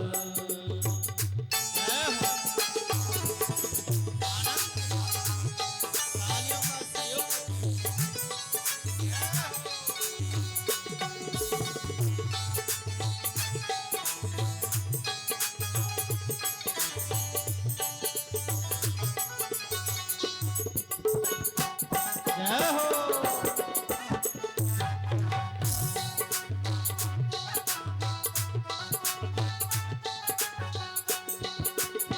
गोपी ग्वाल किए और धाये, गोपी ग्वाल हिये और दाए, मधुसूदन निज कंठ लगाए, मधुसूदन जन कंठ लगाए, मधुसूदन निज कंठ लगाए, मधुसूदन जन कंठ लगाए, मदन मोहन को रूप निरख को, मदन मोहन को रूप निरखी को, मदन मोहन को रूप निरख को, मदन मोहन को रूप निरखी को, या पे निधुबन की वृंदावन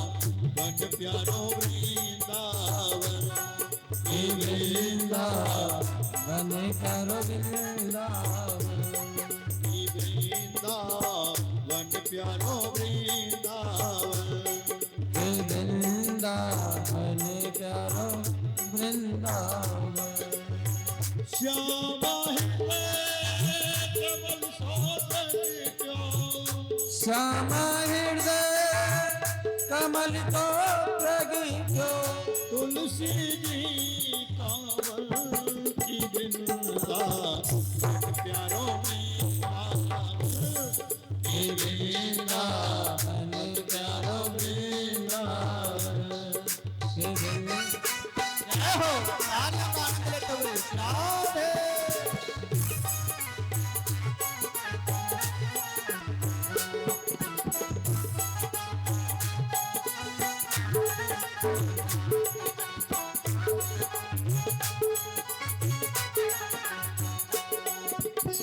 जय हो। की वृंदावन प्यारो वृंदावन, हे वृंदावन प्यारो वृंदावन, की वृंदावन प्यारो वृंदावन, हे वृंदावन प्यारो वृंदावन, वृंदावन प्यारो वृंदावन, हे वृंदावन प्यारो वृंदावन, की वृंदावन प्यारो वृंदावन, हे वृंदावन प्यारो वृंदावन, की वृंदावन प्यारो वृंदावन।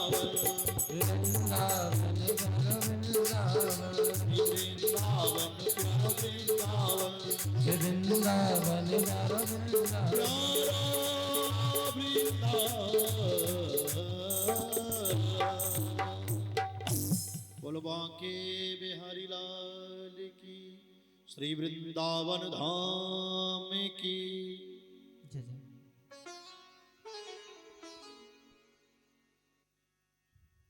सुंदर भगवान की, राधा मोहन प्रेम का, यमुना कूल प्रणाम, सुन मोहक धुन बांसुरी, हो जी निर्वाण।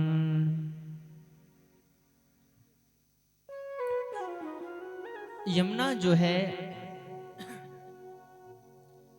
जब हम यमुना के तीर जाते हैं, तीर यानी पास, यमुना के तीर जब जाते हैं तो बड़ा सुंदर प्रसंग आता है। यहां एक शब्द कहा गया है, राधा मोहन प्रेम का, यमुना कूल प्रणाम। यो यमुना के तीर रहता है, ये यमुना मैया के निकट रहता है। तीर माने पास। उसके हृदय में अपार प्रेम होता है, अपार श्रद्धा। आप कब जाओ, कहां? यहाँ भक्त यमुना मैया के किनारे रहते हो, जहां ठाकुर जी ने लीलाएं की। ब्रज 84 कोस में मेरे गोविंद ने मैया यशोदानंद बाबा के लिए सभी तीर्थों को बुलाया, और यमुना मैया के किनारे पर सभी तीर्थ हैं। गोल नहीं है वो यात्रा, ऐसे ऐसे ऐसे ऐसे करके लंबी है। अब यमुना मैया के किनारे पर सभी तीर्थ विराजमान हैं। आप कहां? दाऊ जी से 20 किलोमीटर आके चिंताहरण महादेव पड़ते हैं, वहां जाओ। किसके किनारे पर हैं? यमुना मैया के किनारे पर। मैं कहता हूं, मैं ही नहीं, मैंने देखा है, अनुभव किया है इस बात का। गोविंद की कृपा से जो वहां जाता है, कितनी भी चिंता हो, कितनी भी टेंशन हो, आप एक बार जाकर के यमुना जल वो चिंताहरण महादेव पर चढ़ा दो, जन्म जन्म की आपकी चिंताएं नष्ट हो जाएंगी। प्रेम से बोलेंगे जय श्री कृष्ण। ये साक्षात का अनुभूति है। एक तो होता है जो हम सुनते हैं, और एक वो होता है जो लिखा है और उसे कह रहे हैं, और एक वो होता है जो आंखों का और करा हुआ प्रमाण होता है। उस प्रमाण में कितनी सत्यता है, ये जाकर के पता चलता है। यमुना मैया, जैसे आप रमण रेती जाएंगे, रमण रेती में क्या है? वहां यमुना मैया की बालू है, रेता जिसे बोलते हैं, और उस रेता से स्नान करेंगे। परंतु बड़ी विचित्र बात है, वो रेता हमारे शरीर पर नहीं लगता। रेत में नहाते हैं, उस बालू में नहाते हैं हम लेट करके, और उसका एक कण भी शरीर से नहीं चिपटता है। आप यहां लेट करके देखो, कहीं भी रास्ता में मिल जाए वहां लेट करके देखो, पूरे सन जाएंगे आप, लिसर जाएंगे आप, पूरे बदन पर मिट्टी मिट्टी हो जाएगी। परंतु यमुना मैया की जब रमण रेती में जाएंगे, जहां भगवान ने रमण लीलाएं की हैं, उस स्थान की बालू जो रेत है वो आपके शरीर पर नहीं रह सकता है। क्यों? वो एक प्रेम की धारा है। मैं नहीं कह रहा, ये दोहा कह रहा है। राधा मोहन प्रेम, यमुना वरुण तिन प्रणाम। विचार करिए इस चीज के लिए आप, क्योंकि बहुत सारी चीज हैं। हम विचार करते हैं और सोचते हैं क्या कि हमने जन्म लिया है, हमें 84 लाख योनि भुगतनी पड़ेंगी। परंतु मैं कहता हूं, और संत महात्मा कहते हैं, गुरुजन कहते हैं, आप कितने भी पाप क्यों ना किए हो, परंतु अगर आपके हृदय में, जैसे एक वाल्मीकि जी थे जिन्होंने जीवन भर पापी पाप किया था, लोगों को मारा था, उनका धन छीना था, डकैतियां की थी। परंतु जब देवर्षि नारद मिल गए और जब गुरु मंत्र दे दिया, गुरु दीक्षा दे दी, तो वही ब्रह्म के समान हो गए। उन्होंने पूरी रामायण लिख दी। वो नाम में सत्यता है। कहा गंगा मैया के किनारे पर नहीं थे, वो जमुना मैया के किनारे पर ही रहते थे। बाबा तुलसीदास कहा जमुना मैया के किनारे पर हैं, बाद में गए हैं गंगा मैया के किनारे पर। ये महत्ता है, ये सत्यता है। विचार करिए, उनका जहां गांव है और जहां ससुराल है, उसके बीच में भी यमुना आती है। केवल यमुना जल का जल पान करके तुलसीदास जी महाराज एक ऐसे काव्य बन गए हैं जो कि आज संसार में घर घर में उनका काव्य गाया जाता है। क्यों? ये यमुना मैया की प्रेमता का बंधन है, ये यमुना मैया का प्रसाद है। कितनी लीलाएं बताऊं मैं, कितने उदाहरण बताऊं आपके लिए। आपको उदाहरण चाहिए तो वृंदावन के किनारे पर जाओ, क्योंकि जो भक्ति है वहीं विराजमान है।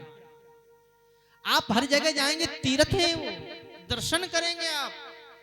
अगर मन में और हृदय में अगर शांति है कहीं, तो वो वृंदावन में है। क्यों? राधा मोहन प्रेम वश, प्रेम का वश चलता है, और जहां प्रेम होता है वहां सरलता होती है। विचार करिए, आपके सामने कोई व्यक्ति आ जाए, कितना भी क्रोध में क्यों ना हो, कितने गुस्से में क्यों ना हो, अगर उससे प्रेम से अगर आप बात करेंगे तो उसका गुस्सा ठंडा हो जाता है, नॉर्मल हो जाता है उसका गुस्सा। विचार करिए, ऐसी कृपा कर दो मोहन, ये कलयुग सतयुग बन जाए, सबके हृदय में प्रेम जगे, स्वर्ग उतर धरती आए। जब हृदय में प्रेम जगेगा, और प्रेम कब जगता है ये विचार करिए आप। यमुना गंगा सरस्वती संगम रुचि प्रयाग, धर्म सनातन गीता का छोड़ सुंदर राग। ये प्रेम का संगम है। आपने देखा अभी महाकुंभ लगा प्रयागराज में, जहां यमुना और गंगा मैया तो देखती हैं, पर सरस्वती माता दिखाई नहीं देती। इसका कारण क्योंकि सरस्वती मैया के किनारे पर बैठकर श्री गणेश महाराज ने जब वेदों का निर्वचन किया, लिखे, उस समय जो धारा जो गिरती है उसकी आवाज बहुत आती है। जब कहीं ऊंची पहाड़ी से अगर धार गिर रही हो जल की, तो आवाज बहुत आती है।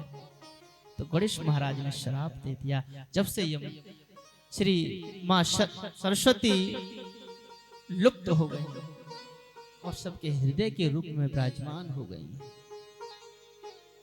ऐसे ही यमुना मैया, जब आप यमुना मैया के किनारे पर कदापि जाएं, एक क्षण भर के लिए जाएं, पर जाएं जरूर। अब ऐसा तो करना नहीं है कि हमारे पड़ोस में यमुना मैया है तो यहीं जाएं, ऐसा नहीं। कैसा है, अब हम महादेव का मंदिर हमारे घर के पास में भी है, गांव में भी है, परंतु केदारनाथ क्यों जाते हैं, कैलाश पर्वत क्यों जाते हैं? क्योंकि वहां की एक ऊर्जा अलग है, एक वहां की महत्ता अलग है। ऐसे वृंदावन के जो नजदीकी यमुना मैया है, वहां का यमराज का, मेरे गोविंद का वरदान है उस क्षेत्र का। ब्रज 84 जो तीर्थ हैं वहां, आप विचार करिए, तीर्थों का राजा कौन है? प्रयाग। तीर्थों का राजा प्रयाग है। जैसे जितने भी तीर्थ हैं, 1 साल के बाद कर देने के लिए प्रयाग को जाते हैं। तो वृंदावन नहीं गया तो कहा महाराज, ठाकुर जी से कहने लगे प्रयागराज महाराज, सभी तीर्थ कर देने के लिए आते हैं मुझे, परंतु ये वृंदावन में ये कर देने के लिए नहीं आता। गोविंद मुस्कुराए और कहने लगे, साथ में ठकुरानी पटरानी मां यमुना बैठी हुई हैं, और कहने लगे, हे प्रयाग, तू सबसे कर ले रहा है, क्या मुझसे भी कर लेगा? ये तीर्थ नहीं है, ये मेरा घर है। क्या है? घर है, और तू मुझसे कर लेगा? विचार करिए, मुझसे कर लेगा। हाथ जोड़ करके प्रयाग चरणों में गया, हे ठाकुर, हे गोविंद, मुझे मालूम नहीं था, पता होना चाहिए था। क्यों मालूम नहीं था? जब कर लेने की याद है कि वृंदावन देने नहीं आया, परंतु ये भी याद होना चाहिए वृंदावन में रहता कौन है। मैंने यहाँ कण कण में, यहाँ पता लता पर मैंने लीलाएं की हैं, मैंने की ब्रज की रच। मेरे गुरुजी कहते हैं, अगर वृंदावन के नजदीक जाओ तो यमुना मैया के नजदीक जाकर के, किनारे पर जाकर के, हम उसकी जो रेता है उससे थोड़ा हाथ से चलाओ, इस प्रकार से, ज्यादा नहीं तो 10 मिनट चला करके देखो, और फिर देखो आपके हृदय में कैसी शांति मिलती है। वरदान तो है ही, जो दर्शन मात्र से ही पाप नष्ट हो जाते हैं। और जब उस यमुना मैया में आप थोड़ा सा खेलोगे, थोड़ा बैठोगे, उसका अनुभूति एक अलग चीज मिलेगी आपको। एक दिल में शांति मिलेगी कि हाँ, मैं यहाँ आया हूं, यहाँ कुछ हुआ है मेरे साथ। क्योंकि ये गोविंद का वरदान है। तो जो वृंदावन है वो तीर्थ नहीं है, वो कोई धाम नहीं है, वो मेरे गोविंद का वैकुंठ धाम है, वो गोलोक धाम है। जैसे आप विचार करिए, जब संसार छोड़ करके जब ठाकुर जी चले गए यहां से, तो कहां चले गए? जो भागवत का जो मूल पाठ है उसमें विराजमान हो गए जाकर के। और महारानी ठकुरानी से कहते हैं, हे देवी, जो भी भक्त तेरे किनारे पर आकर के मेरा पाठ करेगा, उसका जन्म जन्मांतर कल्याण हो जाएगा, यश कीर्ति उसकी बढ़ती रहेगी। जैसे यमुना की कीर्ति, जैसे यमुना की लहरें आगे बढ़ती हैं, वैसे ही उस व्यक्ति की कीर्ति बढ़ती रही आगे की। उसकी जो भी करता हो वो आगे बढ़ता रहेगा, पीछे नहीं हट सकता। यमुना मैया के किनारे पर आप यमुना मैया के किनारे जाओ, अमावस्या को आप एक कोई दौना जिसे बोलते हैं, या कोई कागज का या मिट्टी का कोई वस्त्र बोलते, उसे लेकर के उसमें दीप जलाएं और यमुना मैया में प्रवाहित करें। उसे कई बार दीपदान भी हम कह दें।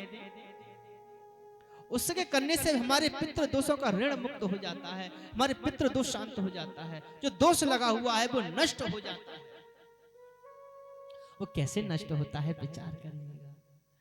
हमें लोग लाखों की पूजा कराते हैं पितृदोष शांति के लिए, परंतु यहाँ यमुना मैया में दीप दान करने से अमावस्या के दिन वो पितृदोष समाप्त हो जाता है। इतनी बड़ी कृपा है यमुना मैया की, और उस मैया को आज हम दूषित कर रहे हैं। भैया वो दूषित हम कर रहे हैं, मैया को दूषित नहीं कर रहे, हम अपने मन को दूषित कर रहे हैं, हम अपने आप को दूषित कर रहे हैं। क्यों? बुरा जो देखन में चला, बुरा न मिले कोई। अब हम एक को ढूंढ रहे हैं कि संसार में कौन बुरा है, परंतु एक उंगली उसकी तरफ है तो 3 हमारी तरफ हैं। तो हमसे बुरा कौन है? हमसे बुरा कौन है? जहां ये प्रेम का संबंध है। अगर हम यमुना मैया को स्वच्छ करें, गंदा पानी ना जाने दें उसमें, फूल पत्तियां ना बहाने दें हम उसमें, तो यमुना मैया इतनी प्रसन्न होंगी हमसे, इतनी प्रसन्न होंगी कि शायद मैं बताऊं संसार में कि आपको नेताओं की तो चलत कहा, जैसे कहा जाता है कि इंद्र प्राप्त धर्म प्रदर्शम, आपको संसार का सुख प्राप्त होगा, एक अनुभूति होगी। जैसे एक बच्चा रोता है और जब उसकी माँ गोद में ले लेती है और उसे जोर से मार रही हो, छाती पर थपथपा रही हो, परंतु बच्चा कहता है हाँ मुझे बड़ी अच्छा लग रहा है। वैसे ही जब हम माँ की गोद में जब जाते हैं, जब स्नान करने के लिए जाते हैं, तो हम इस बात का भी ध्यान होना चाहिए कि हमें सफाई भी करना बहुत आवश्यक जरूरी है। हम लोग स्नान करते हैं और स्नान करके वस्त्र भी धो लेते हैं, ये भी तो देखो कितनी बड़ी विडंबना है। जबकि जल में वस्त्र नहीं धोने चाहिए, चाहे जमुना का हो या गंगा का हो। अच्छा, स्नान करने की विधि है एक, श्री महाराज शंकराचार्य जी समझाते हैं कि जब गंगा जमुना में स्नान करने के लिए जाओ तो शैम्पू मल के नहीं लगाना चाहिए, या शरीर पे हमें ऐसे भी नहीं करना चाहिए। केवल जिस प्रकार से हम ऐसे गए और ऐसे ही लेकर आना चाहिए, शरीर पर इस प्रकार से हाथ नहीं करना चाहिए, तब उस जल का हमें स्नान करने का फल प्राप्त होता है। जैसे हम स्नान करने के लिए जल में उतरे और उतरने के बाद में क्या है, डुबकी लगाई, तो जितनी डुबकी आपको लगानी है बस डुबकी ही लगा लो, शरीर को मलो मत, शरीर से हाथ मत लगाओ, जिससे बोलते हैं मूसलाधार। स्नान जब आप करोगे तो उसका पूरा फल आपको प्राप्त होगा। प्रेम से बोलेंगे जय श्री कृष्ण। बोली यमुना मैया की। जब हम स्नान तो करते हैं, उसके साथ साथ में एक चीज और बताएं हम आपके लिए। अब विचार करिए कि हम यमुना मैया या गंगा मैया पर गए और जाने के बाद हम विचार करें किस प्रकार से नहाएं। हमारे निगाहें, हमारा मन, हमारा तन जब तक इच्छित नहीं होगा तब तक स्नान करने का कोई फल प्राप्त नहीं होगा। क्योंकि स्नान करने ऐसे तो भैया गंगा मैया में, जमुना मैया में, नर्मदा में, मंदाकिनी में, गंगा चा गोदावरी सरस्वती नर्मदा क्षिप्र तनोहरी, उनमें बहुत सारे जीव जंतु रहते हैं। जितने पानी के जो जल के जीव हैं सब रहते हैं। अगर ऐसे तर जाते तो सभी तर जाते भैया, वो वहां क्यों रहते? जब तक हमारे हृदय में, जब तक हमारे हृदय के मल के पाप नहीं धुलेंगे तब तक ये संसार में कुछ नहीं हो सकता। आप चाहे रोज नहाओ, चाहे रोज पूजा करो, चाहे रोज आरती करो, कुछ भी कर लो। अब विचार करिए, हम दिन और रात मेहनत करते हैं, 24 घंटे हैं, एक घड़ी में 24 मिनट होती हैं, उसी प्रकार से 24 घंटे हैं। उस 24 घंटे में श्री कबीरदास जी कहते हैं कि आप जो है 8 घंटे सो, 8 घंटे मेहनत करो, 8 घंटे भगवान का भजन करो। अब मान लिया कलयुग है तो भैया परिवार बड़ा है, महंगाई ज्यादा है, तो भैया 12 घंटे आप जो है मेहनत कर लो, 4 घंटा फिर भी बचे। परंतु नहीं, 2 घंटा नहीं भैया, 1 घंटे भजन कर ले भैया, 1 घंटा भजन कर लो भैया। वो भी नहीं होता भैया, बैठा नहीं जाता, 10 मिनट कर ले, नहीं। अब 10 मिनट बैठ गया तो कभी इस पैर को पकड़ेगा, कभी इसको पकड़ेगा, और मन नहीं टिकेगा उसका एक जगह। कभी कहीं की बात याद आएगी, कभी कहीं की बात याद आएगी। ये भी तो बड़ी विचित्र बात है। अगर मन को स्थिर करना है, स्नान करने के बाद पहले आसन लगाना सीख लो। देर तक भजन करो मत करो, आसन लगाओ, और आसन लगा करके जब दर्द होने लगे तो उसका प्रयास करो। दर्द थोड़ा बहुत होगा, धीरे धीरे धीरे धीरे 10 मिनट, 15 मिनट, 20 मिनट, 1 घंटा, इस प्रकार से आसन धीरे धीरे उसका प्रयास करो। जब आपको घंटा 2 घंटा बैठने का प्रयास हो जाए तब मन पे कंट्रोल करो। जब मन को स्थिर करो और जब आपका बैठने का अभ्यास हो जाएगा तो मन में स्थिरता अपने आप आने लग जाएगी। अब जहां तो बैठने का ही स्थान नहीं है, हमें बैठने का स्थिरता नहीं है, तो भैया भगवान के भजन में मन कहां लगे? अब विचार करिए कि भगवान की भक्ति आजकल आप देख रहे हैं लोग बागों के लिए कितने प्रकार की भक्ति कर रहे हैं। अब कलयुग में तो और कलयुगी देवता प्रकट हो जाते हैं। सत्यकोट अपारा, वैसे तो रामायण में भी, रामायण के प्रकार के हैं, एक प्रकार के नहीं है। रामायण सत्यकोट अपारा जाने 100 करोड़ प्रकार की रामायण है। ऐसे भी बोल सकते हैं, ऐसे 33 करोड़, 33 करोड़ नहीं होते, 33 कोट, कोट माने प्रकार होता है। 33 प्रकार के देवी देवता होते हैं। विचार करिए आप। अब उन देवताओं से हमें प्रसन्न कैसे करना है उनके लिए? अगर संसार में कुछ है, आप बीमार हैं, दवाई काम नहीं कर रही है, आप बहुत सारी जगह इलाज कराया है, तो आप वृंदावन के चिंताहरण महादेव जाइए, स्नान करके एक लोटा जल चढ़ाओ चिंताहरण महादेव पर। मैं इसकी गारंटी से कहता हूं आपको 100% लाभ होगा। क्योंकि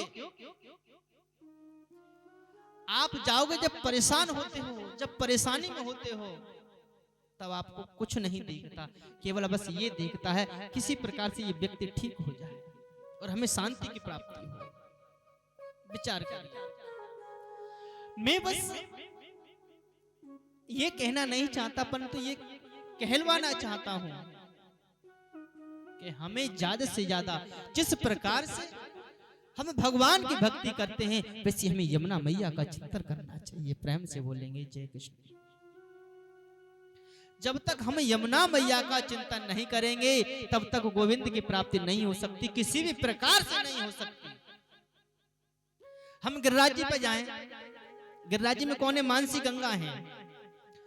मानसी गंगा पर जाएं और मानसी गंगा में स्नान ना करें, गिरिराज जी पर दूध की धान ना लगाएं, गिरिराज जी के तलहटी के दर्शन ना करें, तो कितनी परिक्रमा लगा लो भैया, कोई लाभ होने वाला नहीं है। और एक विशेषकर बात और, अगर पूरे ब्रह्मांड में कहूं लेटे हुए हनुमान हैं तो कहां हैं? पूंछड़ी को लौटा है। जब परिक्रमा लगा करके आओ और जब तक वहां पर नहीं आप दस्तक नहीं दोगे, तो पूंछड़ी के लौटा में जैसे चित्रगुप्त सब लेखा जोखा करता है, वैसे गिरिराज जी के परिक्रमा के वृंदावन के श्री हनुमान जी पूंछड़ी के लौटा के नाम से जो विख्यात हैं, वो सब वहां का लेखा जोखा करते हैं। उनको प्रणाम करके अवश्य आएं, और जब तक उनको प्रणाम करने नहीं जाओगे आपकी परिक्रमा सफल नहीं होगी और वो मान्य भी नहीं हो सकती है। बोलिए गिरिराज महाराज की जय हो। आइए मानसी गंगा गिरिराज महाराज की ओर चलते हैं, बड़ी सुंदर तालियों के साथ में, एक आनंद छोटा सा बड़े हर कीर्तन के साथ में।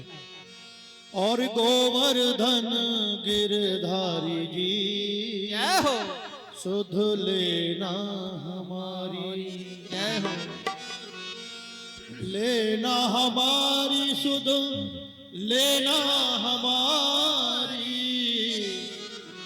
और गोवर्धन गिरधारी जी सुध लेना हमारी, गोवर्धन गिरधारी जी सुध लेना हमारी। गोवर्धन गिरधारी जी सुध लेना हमारी। गोवर्धन गिरधारी जी सुध लेना हमारी। लेना हमारी सुध, लेना हमारी, लेना हमारी सुध, लेना हमारे, लेना हमारी सुध, लेना हमारी। लेना हमारी सुध, लेना हमारे। गोवर्धन गिरधारी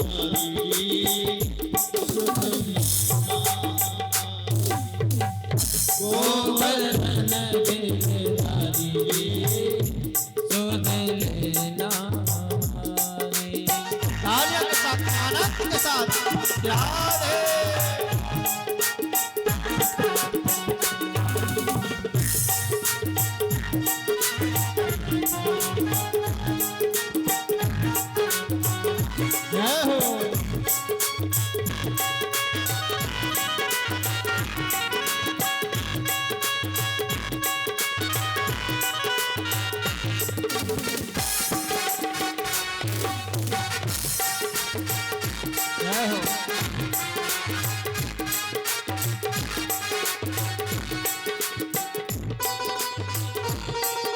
तालियों का आनंद के साथ। मोर मुकुट कानों में कुंडल, मोर मोरे मुकुट कानों में कुंडल, मोर मुकुट कानों में कुंडल, मोर मोरे मुकुट कानों में कुंडल, कुंडल की छब नारी सुध लेना हमारी, गोवर्धन गिरधारी सुध लेना हमारी।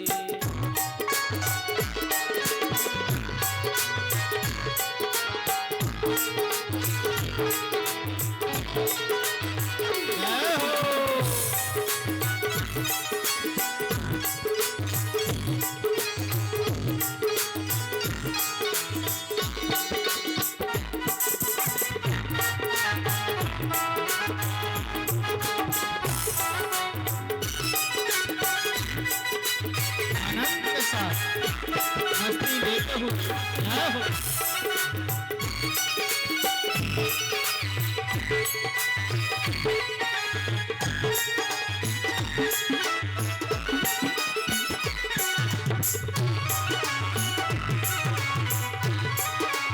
जय हो।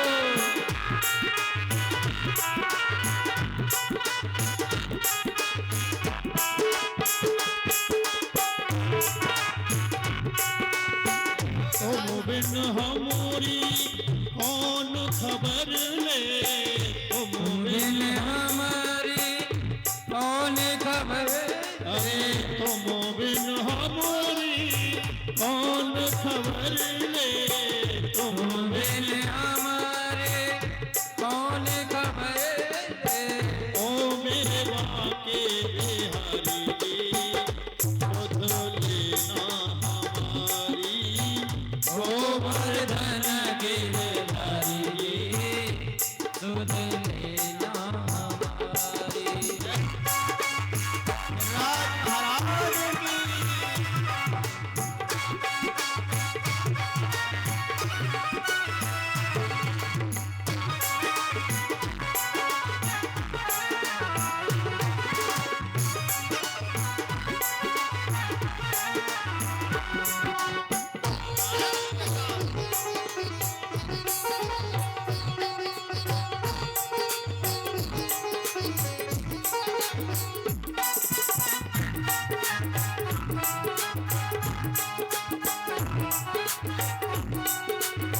भरी सभा में द्रौपद पुकारे, भरी सभा सभा में द्रौपदी पुकारे, भरी सभा में द्रौपद पुकारे, बड़ी सभा में द्रौपदी पुकारे, रखना लाज हमारी सुध लेना हमारी, भर के लिए कोई राधा नाम रख दे, हे झूठा ही सही हमारे लिए कोई राधा नाम रट ले, झूठा ही सही पल भर के लिए कोई राधा नाम रख दे, झूठा ही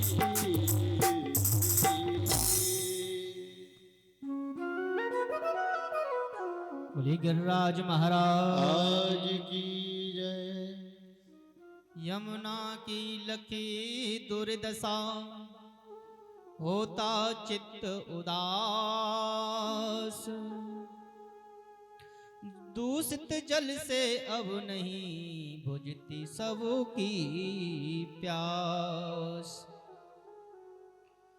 ये जल इतना दूषित हो गया है कि हृदय में अश्रों में रोना आता है। जब संसार के लोग यमुना मैया पर ऐसे ऐसे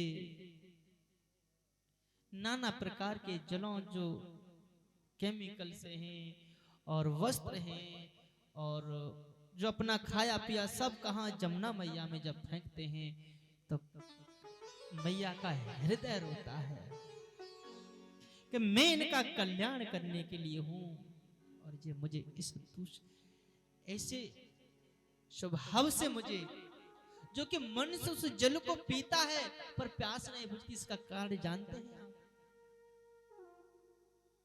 आप दिल्ली के जल को या कहीं आसपास के जल को आप पिए पर पीने के योग्य जल नहीं है। आपको या तो उसमें से ऐसी स्मेल आएगी या बदबू आएगी जब तक वो फिल्टर नहीं होगा।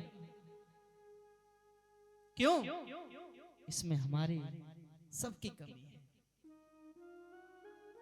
हम लोग अच्छा अच्छा खाते हैं, अच्छा अच्छा पीते हैं, नाना प्रकार की चीजें, परंतु जितना वो कचरा है वो सब कहां जाता है? जमुना मैया में जाता है। क्यों? वो मैया है हमारी। और किसी के घर में अगर हम कचरा करेंगे क्या वो शांत बैठेगा? विचार करिए आप। अरे हम सबको तो ये होना चाहिए भैया, यमुना हमारी माँ है, गंगा हमारी माँ है, सरस्वती हमारी माँ है, नर्मदा हमारी माँ है, क्षिप्रा हमारी माँ है, मंदाकिनी हमारी माँ है, गोदावरी हमारी माँ है। इनके जल को जितना पवित्र रख सको उतना ही कम है। क्योंकि संसार में ये भारत भूमि एक ऐसी है, आप किसी भी ऐसा जो पृथ्वी जो हमारी भारत भूमि की है ऐसी एक नहीं अनेकों भूमि है, परंतु सर्वश्रेष्ठ ये भारत की भूमि है। इसको कल्प वृक्ष कहा जाता है। और उसके बीच भी जो मथुरा नगरी है उस वहां एक वृक्ष ऐसा है जो सबसे उत्तम जगह स्थान है वो, इसलिए गोविंद ने वहां अवतार लिया है, इसलिए जन्म लिया वहां। ये मैं नहीं कह रहा, ये श्रीमद् भागवत कहती है। जब मनमंत्र में हम जाएंगे चौथे 5वें अध्याय में स्कंद में, तब वहां में इसका उल्लेख मिलता है। जैसे सूर्य परिक्रमा लगाता है पृथ्वी की, भारतवर्ष से आर्यावर्ते जम्बू द्वीपे, ये मनमंत्र हैं हमारे। और जितनी जगह हमारे जो खंड हैं, सर्वप्रथम क्या है? ये आर्य है। आर्य माने संस्कृति है हमारी ये, और उसको हम पीछे छोड़ते चले जा रहे हैं, ध्यान नहीं दे रहे हैं हम। क्यों? हमें उसकी आवश्यकता नहीं रही है। जब परेशानी आए कोई तब हमें उसकी याद आती है। जैसे कि एक छोटा सा उदाहरण दे दूं आपके लिए। जब माँ एक बच्चे को जन्म देती है, जब पालती है, जब पोसती है, जब उसको दुलार करती है, जब उसे खिलाती है तो बड़े प्यार से पालती है। कितना भी बुरा क्यों ना हो, कितना भी कैसा भी क्यों ना हो, काना बहना क्यों ना हो, परंतु माँ के लिए उसका पुत्र सबसे प्यारा होता है और सबसे सुंदर होता है। ऐसे ही हम जब जाते हैं, चाहे जमुना में जाएं, चाहे गंगा में जाएं, मैया हमसे कुछ नहीं कहती। स्नान करके जब आते हैं हम, हमें सदा आशीर्वाद देती है, क्योंकि हम जैसे भी हैं उसके बच्चे हैं। कहते हैं ना, तुमेव माता च पिता तुमेव बंधु च सखा तुमेव। जब ये शब्द कहा जाता है तो भगवान मुस्कुराते हैं, बैठी यमुना मैया मुस्कुराती है। ये भी एक हमें कह दिया कि तुम ही सब कुछ हो और हम पे ही क्या गंदगी कर रहे हो। अब जिस माँ ने जिस बच्चे को पाला और जब समझदार हो जाता है तो माँ की बात नहीं सुनता। अगर शादी भी कर दी जाए तो वो अलग हो जाता है। तो भैया मैं एक से नहीं कह रहे हो, सबसे कह रहे हो, ये हमारी दुर्दशा होने की संभावना है। जो व्यक्ति अपने माता पिता के कहने पर नहीं चलते, सम्मान नहीं करते, अपने से बड़ों का सम्मान। एक दोहा आता है बड़ा सुंदर, किसी संत ने, किसी आचार्य ने बड़ा सुंदर दोहा लिखा है क्या, हरे वृक्ष की लाकड़ी मन माने लच जात, सूखे से वृक्ष की फिर ना लचे, चाहे कर लो लाख उपाय। अगर जो बच्चा समझदार, अगर हमने पहले छोटेपन पर अगर उसे समझाया होता, लाला ये दादाजी हैं इनको जय जय बोलो, लाला ये जमुना महारानी हैं यहाँ स्नान करते हैं पूजा करते हैं, तो आज ये दिन देखना नहीं पड़ता हमारे लिए, क्योंकि हमने संस्कार नहीं दिए। और ये कलयुग नहीं, ये सतयुग है। कौन कहता है ये कलयुग है? कलयुग तो हमारी, कहते लोग जमाना बदल गया। अरे भैया चंदा वही है, सूरज वही है, गाय भैंस ऊंट बकरी सब वही है, केवल मनुष्य की सोच बदली है संसार में, और कुछ नहीं बदला। इसके प्रति एक चीज और है क्या, विचार करिए। एक छोटा सा एक काव्य है या छोटी सी एक बात है, मैंने कई जगह जब जाता हूं देखता हूं या फिर कई जगह देखा है, अपने नाम के लिए दूसरे को अगर मौत के घाट उतारना पड़े तो उतार दो, उसके लिए हमारा नाम वहां आना चाहिए। बस जगह कैसी भी हो, पर लोग चार लोग नाम हमारा लगे। कैसे? ऐसी करनी करे चलो, जगत रोए और हम हंसे, ऐसी करनी मत करो, जो हम रोए और जगत हंसे। क्यों? इसका कारण क्या है? इसे कैसे? भैया बहुत बुरा इंसान था, चला गया, बहुत पाप करता था, विचार करिए। और कोई अच्छे संस्कारी बच्चा होगा, कोई जिसने दान पुण्य किए होंगे, जो सदैव एक दूसरे के साथ खड़ा होता होगा, किसी के सहारा देता होगा, भाई बड़ा अच्छा इंसान था। किसी की हरी बीमारी सुन ले तो पता चल जाए, थोड़ा आता चल, रुपया नहीं पर आया, साथ में गया, उसका संसार नाम याद करता है। प्रेम से बोलेंगे जय श्री कृष्ण। बोले श्याम सुंदर भगवान की जय। अभी के लिए विराम देते हैं।